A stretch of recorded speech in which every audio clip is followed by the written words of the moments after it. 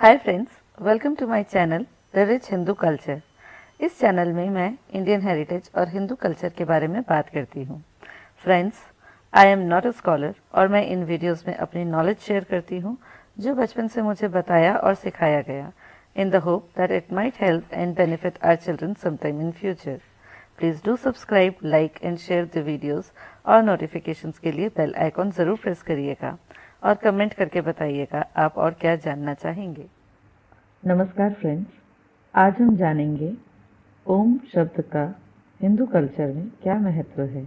ओम, जिसे ओंकार या प्रणव भी कहा जाता है, अगर उसे समझें तो पूरे ब्रह्मांड का सार है।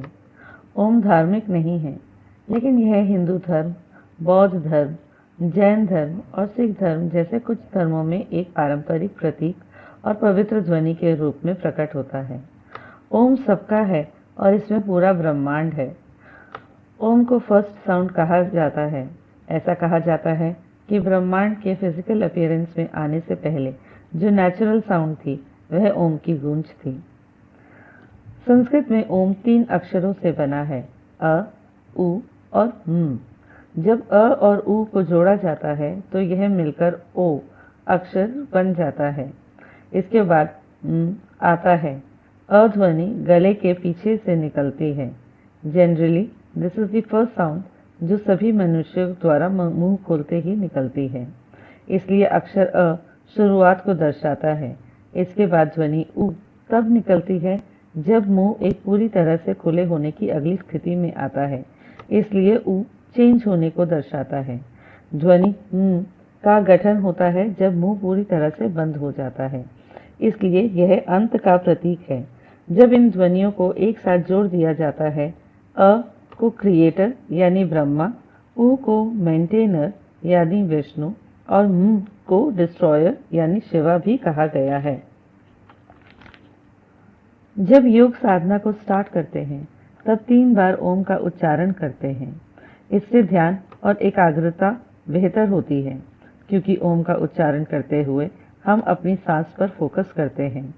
2-3 मिनट में ही माइंड रिलैक्स होता है और बॉडी लाइट फील करने लगती है, क्योंकि हर तरह की चिंता यानी स्ट्रेस शरीर से बाहर निकलने लगती है। हार्ट बीट कंट्रोल होती है और एक इनर पीस की फीलिंग आती है। योगा फिलॉसफी में ओम ओमनी प्रेजेंट है। योग सूत्र पतंजलि के अध्याय 1 में योग के महत्व के बारे में बताया गया है। कहा गया है, तस्य वाचकः प्रणवः, which means his word is Om. Om ईश्वर को रिफ्लेक्ट करने वाली साउंड है। ओम का जाप करने से शरीर में प्राण शक्ति का संचार होता है। अधिक प्राण का अर्थ है अधिक जीवन शक्ति। This energy helps a person in thinking clearly and it brings calmness and harmony. Bhagavat Gita में ओम का महत्व कई अध्यायों में किया गया है। अध्याय 9 में श्री कृष्ण अर्जुन से कहते हैं, इस संपूर्ण जगत का धाता यानी धारण करने वाला एवं कर्मों के फल देने वाला पिता, माता, पितामह, जानने योग्य पवित्र ओंकार तथा ऋग्वेद, सामवेद और यजुर्वेद भी मैं ही हूँ। अध्याय 17 में कहा गया है कि इसलिए वेद मंत्रों का उच्चारण करने वाले श्रेष्ठ पुरुषों की शास्त्र विधि नियत यज्ञ, दान और तप रूप क्रियाएं सदा ओम इस परमात्मा नाम को उच्चारण करके ही आरंभ होती हैं। ओम, जिसे प्रणव कहा गया है, सृजन का सोर्स है। ओम, ओमकारा एकाक्षरम क्रिएशन के सोर्स और कंट्रोलर हैं, इसलिए दिव्य हैं। यह आत्मा यानी स्वयं के अंदर और ब्रह्म यानी ब्रह्मांड को रिफ्लेक्ट करता है। ओम वेद, उपनिषद और अन्य ग्रंथों के अध्यायों के शुरुआत और अंत में पाया जाता है। आपके अनुसार ईश्वर क्या है, यह आपकी भावना पर निर्भर करता है, पर वह नाम, ध्वनि या आकार क्रिएटिविटी का सोर्स अवश्य है। अगर आप एक व्यक्ति की बचपन से ग्रोथ देखते हैं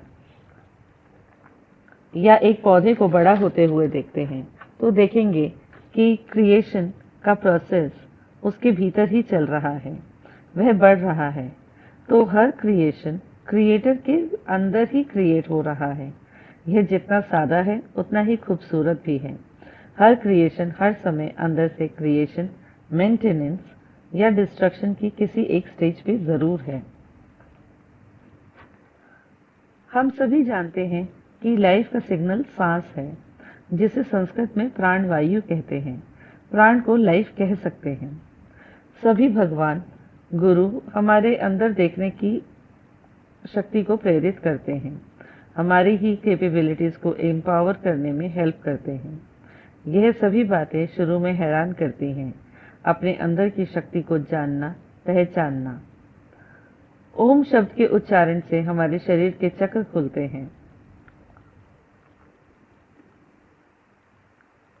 बहुत से कल्चर्स में अलग अलग गुरुओं ने अपने अपने तरीके से ओम को एक्सप्रेस किया है। इसी साउंड से इस्लाम में आमीन बना, क्रिश्चियनिटी में आमीन बना, क्योंकि भारत में बहुत से गुरुओं ने अपनी शिक्षा से न केवल अपनी अंतरात्मा की सिद्धि प्राप्त करी, बल्कि language, dance, art, music, medicine, maths सभी में सिर्फ एक ही फोकस रखा और अपने शिष्य को अंदरूनी डिविनिटी का पाठ पढ़ाया, जो ओम शब्द का सार है। हर जीव ओम से शुरू होकर ओम में ही लीन हो जाता है।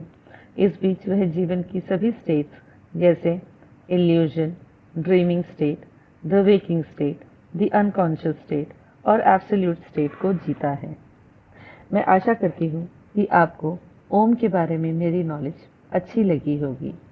अगर आपको ये पसंद आया तो प्लीज़ लाइक कीजिएगा और शेयर भी कीजिएगा। Thank you for watching.